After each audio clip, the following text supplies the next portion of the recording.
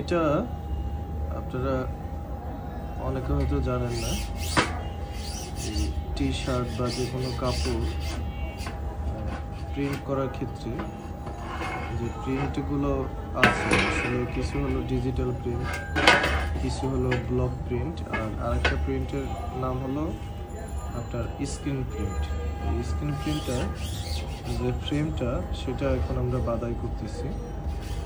তো এইটা হলো আপনার এক ধরনের নেট কাপড়, যেটা আপনার এই নেট কাপড়ের উপর এক ধরনের কেমিক্যাল ইউজ করে ফিল্ম ইউজ করে এটা এই মেশিনটায় শর্ট দেওয়া হয়, যেটা কিনা এই মেশিনটার নাম হলো ক্যামেরা।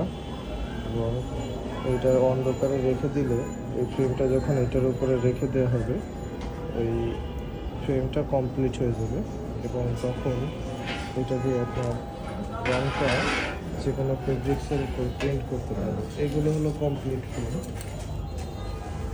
সো যারা কিনা স্ক্রিন প্রিন্টের কাজ করতে চান তাদের এটা বেসিক একটা নলেজ নিতে পারেন এই ভিডিওটা থেকে।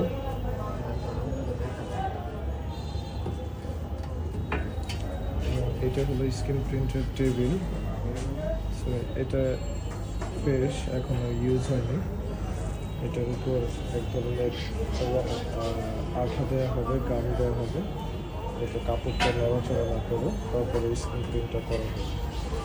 সো এখন ফ্রেম মেকিংয়ের কাজ পরবর্তী আরেক ধাপ আপনাদের দেখে।